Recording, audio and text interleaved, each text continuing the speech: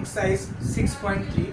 But before starting this exercise we need to understand one property. यानी इस exercise को start करने से पहले हमें एक प्रॉपर्टी समझनी होगी जो कि बहुत ही इंपॉर्टेंट है इस एक्सरसाइज के लिए. अगर वो प्रॉपर्टी हमें नहीं पता होगी then we won't be able to solve the questions very easily. Okay, this is the only property which will help us to solve the question in this exercise. So let us understand the property first of all. So what is this property? Let us understand. Suppose this is a triangle. Okay, now and what I am doing, I am producing the each side of this triangle. यानी कि ये एक triangle है, इसका मैं name दे देता हूँ. ये triangle A, ये पॉइंट B और ये C. तो मैं क्या करने वाला हूँ, मैं इसकी हर एक साइड को प्रोड्यूस करता हूँ यानी एक्सटेंड करता हूँ. तो सपोज कर लीजिए मैंने इस साइड को एक्सटेंड कर लिया है ऐसे. सिमिलरली इस साइड को मैं एक्सटेंड कर लेता हूँ उधर, ये इस तरीके से. ये है मेरा पॉइंट ए और ऐसे ही मैं इस साइड को भी एक्सटेंड कर देता हूँ उधर. अब प्रॉपर्टी क्या है कि इसमें सबसे पहले हमें समझना होगा, जैसे इसको मैंने बोला एंगल 1, इसको मैंने बोल दिया एंगल 2 और इसको बोल दिया मैंने एंगल 3. ओके, तो angle 1, 2 and 3 these are the interior angles of this triangle. Okay, हम सब देख पा रहे हैं कि एंगल 1, 2 और 3 ये हमारे इस ट्रायंगल के इंटीरियर एंगल्स हैं. इसी तरीके से हम इसके एक्सटीरियर एंगल भी ले सकते हैं. अब एक्सटीरियर एंगल की हम बात करेंगे तो हमें देखना है एक्सटीरियर एंगल एक ये है और एक ये है. So we have 3 exterior angles here. So let us give name to these exterior angles. So 1, 2, 3 are already done. Let us take, I am taking this angle as 4. इसको हम बोल देते हैं 5 और इसको हम बोल देते हैं एंगल 6. ओके, अब प्रॉपर्टी क्या है? प्रॉपर्टी ये है कि जब भी किसी ट्रायंगल की किसी हम एक साइड को जब एक्सटेंड करते हैं, ठीक है, अभी हम केवल एक ही साइड की बात करेंगे. मान लीजिए ये ट्रायंगल की एक साइड अभी प्रोड्यूस नहीं है, एक्सटेंड नहीं है, हम बात करेंगे केवल इस वाली. तो यहाँ से हम क्या देखेंगे कि जब भी कोई एक्सटीरियर एंगल होता है तो वो एक्सटीरियर एंगल इक्वल होता है sum of interior opposite angle. Means जैसे मैंने एक्सटीरियर एंगल ये वाला. Okay, that means I am taking this exterior angle 4. अब ये जो इक्वल होगा ये इंटीरियर अपोजिट एंगल्स के सम की इक्वल होगा. इंटीरियर की बात करें तो इसके बाद इंटीरियर एंगल्स कौन से, ये 3 है, 1, 2, 3. इसमें कि इसके अपोजिट कौन से, इसके सामने वाले, तो वो मैं देख रहे हैं ये तो अपोजिट नहीं. तो इंटीरियर में बात करें तो इसके अपोजिट है एंगल 3 और एंगल 2. तो यानी कि एंगल जो 4 है ये इक्वल होगा angle 2 plus angle 3. Angle 4 equal होगा एंगल 2 प्लस 3 की. सिमिलरली अगर मैं बात करूँ एंगल 5 की, यहाँ से एंगल 5 लूँ तो इसके इंटीरियर अपोजिट एंगल्स कौन से, यानी इंटीरियर में जाए तो इंटीरियर में भी इसके अपोजिट एंगल्स हैं 3 और 1. ठीक है, अगर हम 5 की बात कर रहे हैं यानी कि मैं 5 की बात कर रहा हूँ तो इसकी इंटीरियर एंगल्स हैं एक ये और एक ये. तो यानी angle 5 will be equal to angle 1 plus angle 3. Similarly if I talk about angle 6, ये जो मैंने एंगल्स लिए हैं यहाँ पर ये सारे ही एक्सटीरियर एंगल्स हैं. मैं यहाँ लिख देता हूँ, ये हमारे एक्सटीरियर एंगल्स.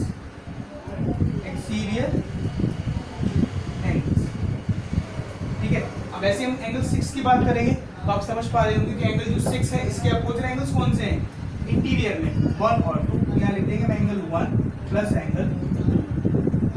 तो बस ये एक सिंपल सी प्रॉपर्टी है जो आपको समझनी है. इसको जनरली एक्सटीरियर एंगल प्रॉपर्टी भी कहते हैं. Okay, that means the exterior angle is equal to the sum of the opposite interior angles. Okay, so if you would have understood this property, now we can move further towards the exercise and let us start question number 1 of exercise 6.3.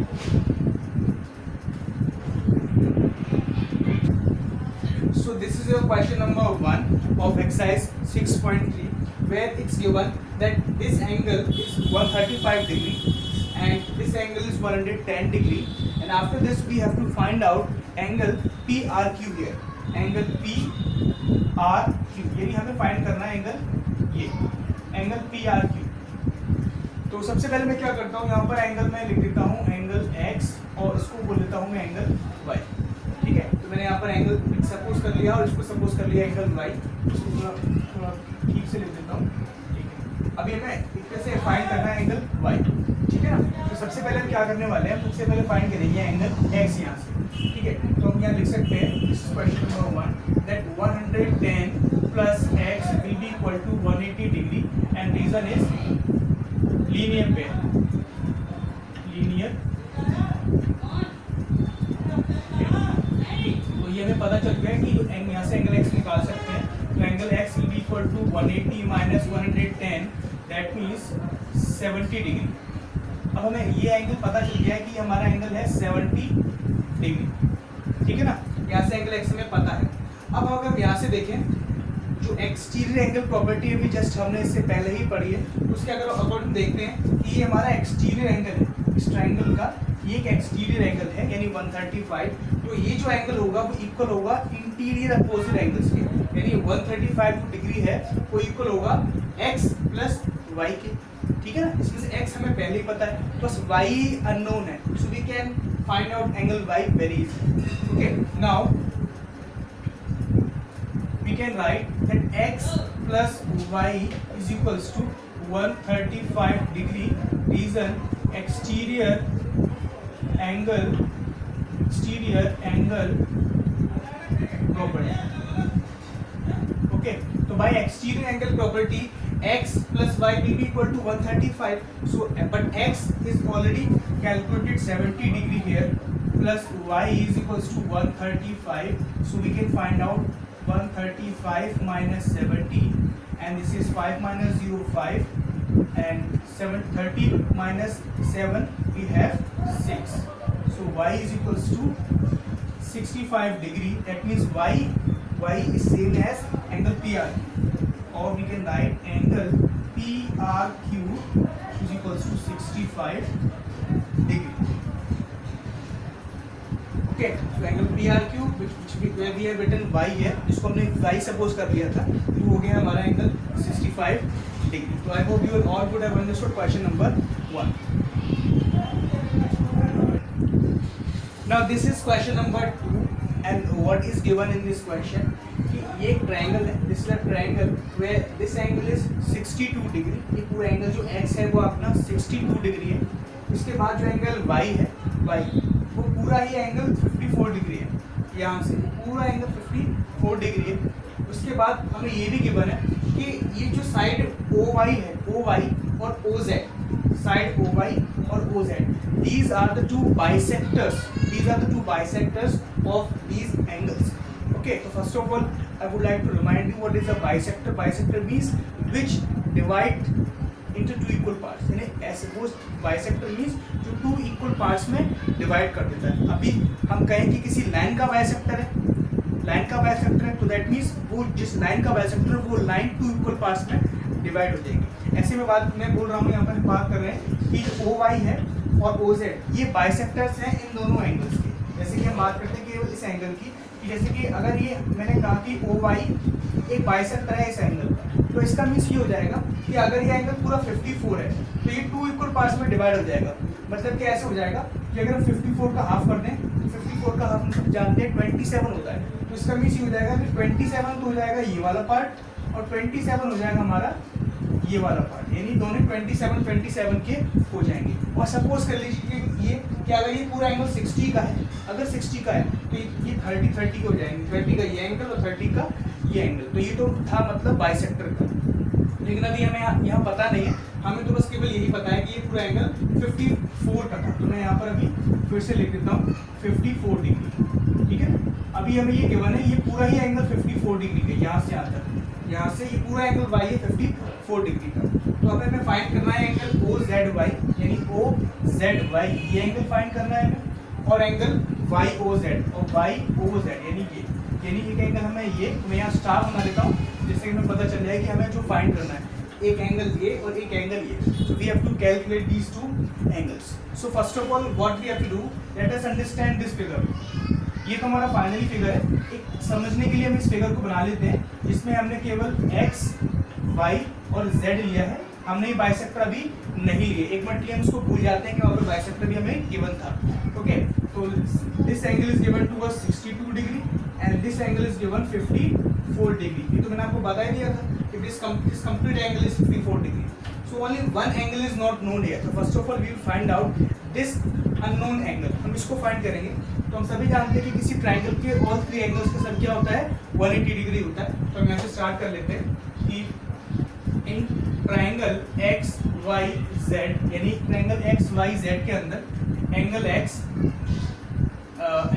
X plus angle y plus angle z together will be 180 degree. तो यहाँ से angle x हमें पता है 62 degree, so we can write here this 62 degree. Angle y is 54 degree and z is not known, so we can write here as it is. Now let's add these numbers. So 4 plus 2 will be 6 and 6 plus 5 11.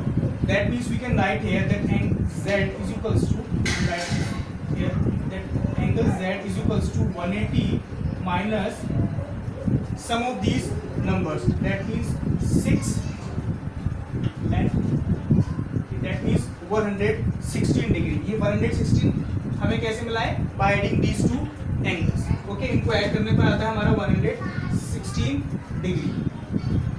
अभी हम इसको subtract करते हैं तो angle z हमारा हो जाएगा 10 minus 6 यानी कि 4 और यह होता है 7 minus 1 6. तो ये होता है हमारा एंगल z जो है वो 64 डिग्री का कैलकुलेट हो गया है. ओके, एंगल z हमें पता चल चुका है कि ये हमारा 64 डिग्री यहाँ से आकर ये 64 डिग्री. लेकिन अभी इसी फिगर को, इसी एंगल को अगर हम यहाँ देखें तो हमें पता था कि ये कंप्लीट एंगल 64 डिग्री का निकला है, लेकिन ये अगर हाफ करें तो कितना हो जाएगा 32.